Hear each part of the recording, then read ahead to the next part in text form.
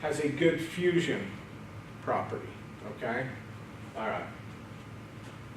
It does provide for higher deposition rates than SMAW. So right here it states as manual welding. So let's talk about that real quick. So there's the three main types that we're going to talk about are manual welding. So manual welding is what we want to talk about with shielded metal arc welding. You have the stick, you are feeding it as you are welding, you are feeding the electrode down, just simple piece of equipment, one filler metal, and that's it, okay?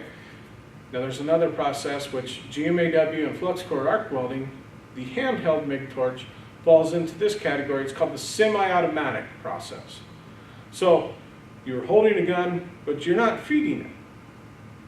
You're just moving it along. You have the wire feed rollers helping feed the material for you. Okay, so that's the difference. Manual, you're doing everything. The semi-automatic, in the case of a handheld MIG gun or a flux core gun, you are pulling the trigger, it's doing the feeding process for you, you just have to manipulate the weld. Now the exact opposite would be a robotic or a mechanized system to where it is doing everything. So a torch, like a submerged arc on a rail system, you can set up your plates and everything else. You can set the machine, you set your speed, your voltage, your amperage. You want to fill it out and test it out before you go, and then you'll set it on the trolley. You can start the everything, and it will go feed itself, feed the filler metal, and weld till the end, all by itself. And that would be considered the automatic process, along with some orbital systems as well, new orbital welders and so forth.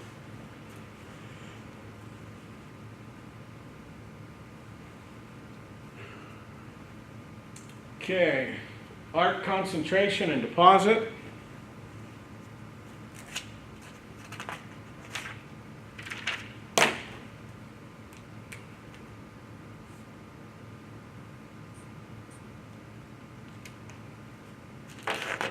Looking through my book here, trying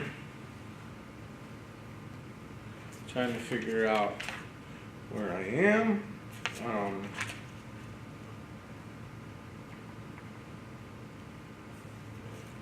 Welders fast.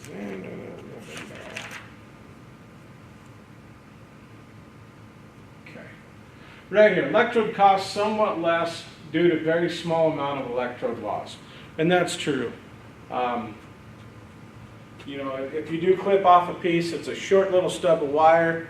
It's usually not a lot of material that you're throwing out. However, on a shielded metal arc welding electrode of 14 inches, you may only use up down to like 4, so you know you might be throwing away 30% of the rod at the end of it because you don't want to have a restart in there.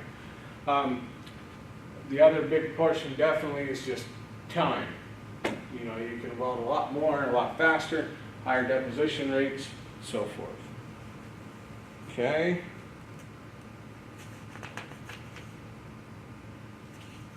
So in the book, we're moving to page 679, chapter 21. Left-hand column about halfway down. There's an article that talks about in GMAW, filler metal is transferred directly through the welding arc. There are two basic types of metal transfer.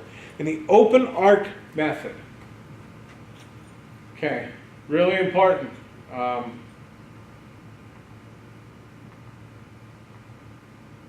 Open arc method. Two basic types.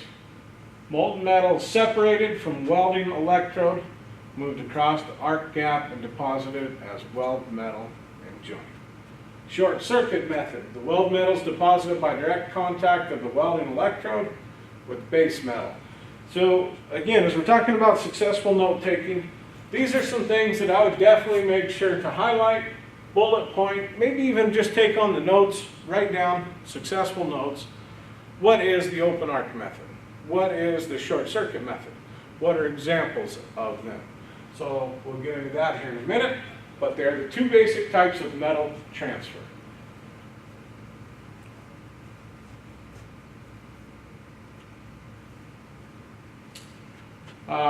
The open arc transfer, there are several types. Okay? Spray transfer, globular, pulse spray, buried arc transfer. This is very similar to submerged arc weld. Okay. The type of metal transfer depends upon the electrode wire size, the shielding gas, welding current, and the arc voltage. Right here, just a couple things that I want to talk about. Spray transfer is by far the hottest method of transfer within GMAW. There are several companies around locally that do use spray transfer. We have a spray transfer in our shop. You will be welding with it. I believe in Welding Technology 3. However, it's a very viscous weld puddle. Okay? So it's a real liquidy weld puddle. So it's not really suited to do a lot of out of position welding, because if you tried it would just, just fall all over and run, and it's hard to control. It's not a fast freeze material. So it's limited to flat and fillet and groove welds and horizontal fillet welds only. Okay? Not horizontal groove, but horizontal fillet welds only. All right. Spray transfer, let's talk about it. So if you're following along, you can follow along in your book. In this chapter especially, most of my highlights are going to be out of this PowerPoint. So there's several chapters in here that, the PowerPoint covers the majority of what I'm talking about as well. So where we are now, we're at spray transfer, which is page 679, chapter 21, left-hand column. Underneath the spray transfer section, under open arc transfer, next paragraph says spray transfer. I would highlight that and make that a bolded point. That spray describes the way in which the molten metal is transferred to the work. Very fine droplets of electrode metal are transferred rapidly through the arc from the electrode to the workpiece. Next paragraph, spray transfer is used with inert gas shields and mostly with direct current, electrode positive polarity. The spray arc is almost spatter-free, provides deep weld penetration, and has self-regulating characteristics. Filler wire diameters for spray arc transfer are generally between 30 thousandths and 3/32 of an inch in diameter. So what's 3/32 of an inch? Well, let's do our simple math just to give us a quick idea. Okay? So we know half inch is 0.50. Take a quarter inch, 250, 0.250. Take it in half again. Eighth of an inch is going to be 0.125. 1/16 is going to be 0.0625. So then a 32nd is going to be a 0.0. It's 31.5 thousandths. So 0.0315. Okay, roughly 31 some change. 31 thousandths is the main thing that we're looking for. So 3/32, 3 times 31 thousandths. That's 91 thousandths in diameter. Okay, so it's right underneath of an eighth of an inch. Naturally, we know that between 3/32 and an eighth. So let's go back to the PowerPoint. It's high heat with a rapid deposition of weld metal. Boy, this thing does too. I mean, it puts down some metal, some serious metal. Very fine droplets of electrode metal transferred rapidly through arc from electrode to workpiece. And you can buy, our machine it's a manual machine. We got to where you can do a peak cycle and so forth. But I like to teach, especially in this, I like to teach hand-eye manipulation. Because if you can manipulate the weld puddle off of your hand-eye and your skill set, then when you go out there and you get a really an advanced machine as well, then it makes it even easier. But you still, no matter what, you still have to do a little hand-eye manipulation, okay? So it's important that you learn to manipulate and patternize your welds off your hand and your visual skill set, okay? Droplets are greater than or equal to the diameter of the filler metal or the filler wire. Usually kind of, sprays out kind of like a cone. And you'll see when you start on it, it's pretty interesting stuff. It's just a consistent spray, constant spray of metal, used with inert gas shields, mostly with direct current electrode positive polarity. Almost spatter-free, provides deep weld penetration and self-regulating characteristics. Most of the time,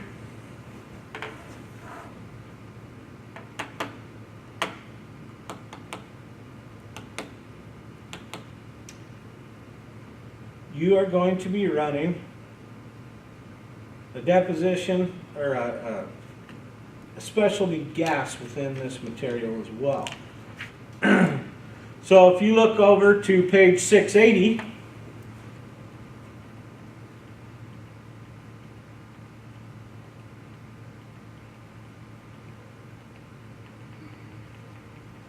sorry, I was hoping that it would have it in here.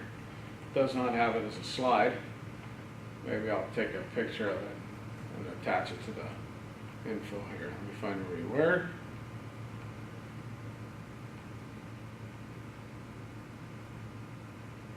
Okay, we were here. We're going to go to the book. Look at page 680, chapter 21.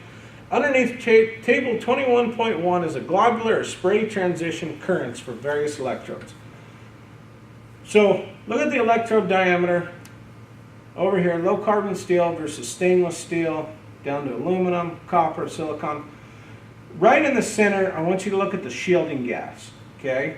It's very important to know that it's not just a straight 100% argon or a 75-25 like GMAW. We have to have a specialty gas in order to do spray transfer.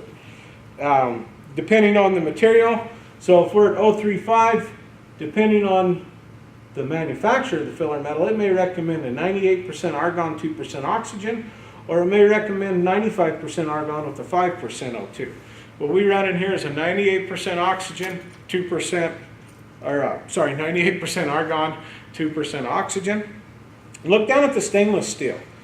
Now look at the L35 and look at the middle of the shielding gas, okay? So we're seeing what we call a trimix now.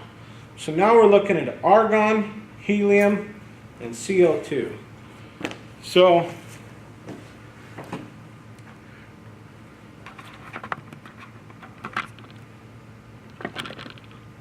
at this point, I'm going to try something here. Not done this yet. Let's see how well this will allow me to do this. Okay, so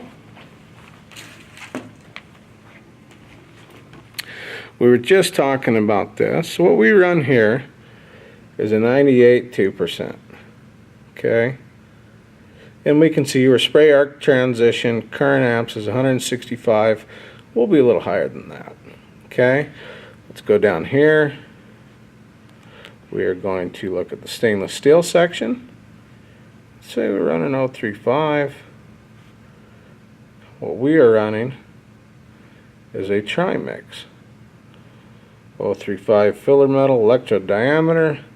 We are going to run argon, helium, and CO2. 160 amps is a good starting point. The higher the diameter size, the higher the amperage goes. Okay? So this is an interesting table out of the book. Okay? Back to our presentation. Hopefully didn't make you sick. Okay. All right. I wanted to put that table on the film. Thank you for bearing with me. I know that it kind of goes a little crazy there for a second. However, I think it was important to have that on the video. I really do. So, as we're continuing forward, give me a second here. Everything come unplugged. All right. Back through. Again, almost spatter-free. It provides deep weld penetration. I don't know about self-regulating characteristics. I think what they mean, what they're getting out there, is that it cleanses very well. It brings most of the impurities and discontinuities to the surface. So there's not much of an issue with fusion, I think is what they're referring to as a self-regulating characteristic. Recommended for materials that are 1/8 inch or thicker, and I would say minimum 1/4 inch, because it's a really hot process, okay? It's also something that if you need to be very careful of welding. If you have tolerances as far as distortion or warpage, you need to be aware of your welding techniques and patterns. Okay?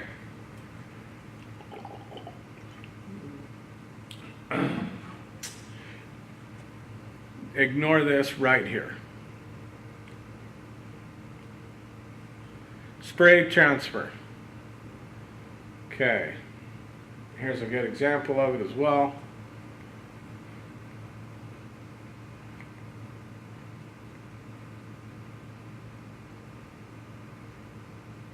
Rotational spray and non-rotational spray. This is something that's a pretty rare. You don't hear a lot about rotational or non-rotational spray. I am betting that in the majority of your career, you will hardly deal with it very much at all. But you never know.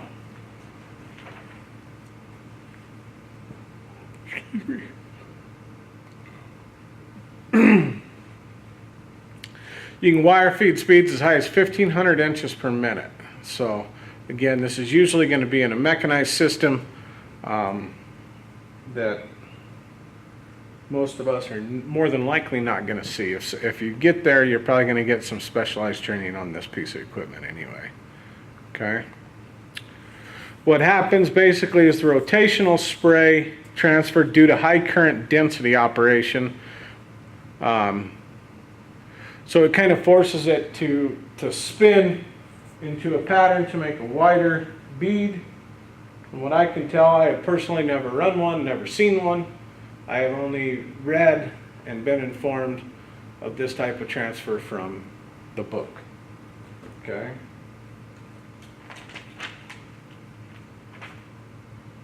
Globular transfer. It's a molten ball at the end of the electrode, can grow in size until its diameter reaches 2 or 3 times. Sorry, I thought this was a pic, but wrong picture. Okay. Before it separates from the electrode and transferred across the arc. So, as you can see right here, what happens is it creates a big globular ball, and then the droplet will then drop down, and this is very, very common in sheet metal work, to where it's a thin product. You want to make sure it drops in, fuses, usually in flat position only because gravity imports most of the force acting on the transfer, so forth. So the shielding gas composition has the most influence. Anything less than 80% will produce globular transfer. It has a great deal of splatter. Let's read out of the book.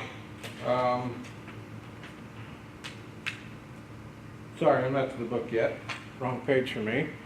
Let's finish up globular. Pulse-Dark. Let's go to Pulse-Dark here on the PowerPoint. Known as GMAW/P, Pulse-Dark transfer. Achieved by pulsing current back and forth between 2 levels. Permits use of spray transfer at lower current levels. Provides for spray transfer to take place in evenly spaced pulses. Metal transfer from electrode tip to base metal occurs at regular intervals. Now we have a GMAW Pulse-Dark machine back there, and you will be going through, if you continue through GMAW3, the entire GMAW3 course is GMAW Pulse-Dark transfer. Very beneficial, especially for light material. It takes a little bit of getting used to of your time on, time off, getting everything kind of regulated and set the way you want. But once it's done, you can weld thin materials with a very nice pattern, and it's very aesthetically pleasing. Okay?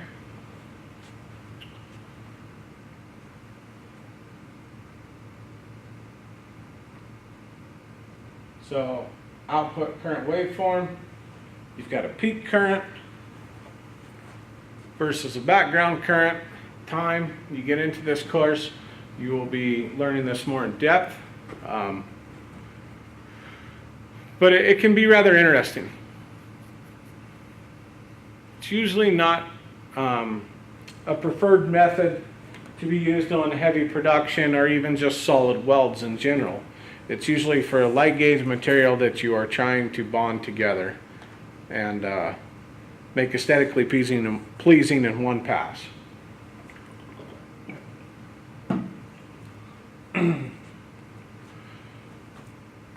So,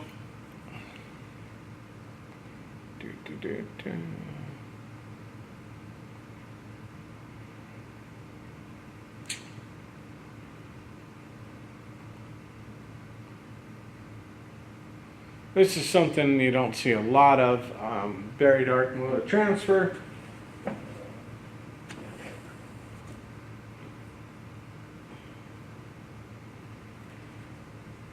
No metal transferred across the welding arc. The metal transfer takes place only when the electrode makes contact with the material being welded. Metal is less fluid and less penetrating than that formed with spray arc. Employs low currents, low wire feed, voltages, small diameter filler wires. Faster the wire the speed, the more short circuits per second. So you can tell here it's fairly close. What you're doing is you're trying to get in to the weld itself, trying to deposit the material all at one time. Alright, short circuit transfer. This is the most common form of gas metal arc welding in the country. No metal is transferred across the welding arc. It all happens at the workpiece. It takes place only when the electrode makes contact with the material being welded. Low currents, low wire feed speed, low voltages, small diameter filler wires, so forth. So I'm going to read out of the book, page 682, chapter 21. Right hand column underneath, short circuit transfer, GMAW-S. The bottom of that paragraph, 3 sentences up, it starts out, metal deposited in this manner is less fluid and less penetrating than that formed with the spray arc. Okay, same thing on our PowerPoint. I want you to go down to the middle of the next paragraph in bold. It talks about the pinch force. Pinch force, a squeezing action common to all current carriers due to the magnetic field that forms around them. Breaks the molten metal bridge at the tip of the electrode, and a small drop of molten metal transfers to the weld pole through direct current, not through the arc. Through direct contact, not through the arc. The electrical contact is broken, causing arc to reignite, and short arc cycle begins again. You'll notice that it sounds kind of like a machine gun if it's your wire speed and everything is off. And it's doing the same thing but at a high rate of speed when everything is set to the correct settings. Okay? Probably should come back here. At the start of the short cycle, the high temperature electric arc melts the filler wire into droplets of liquid metal.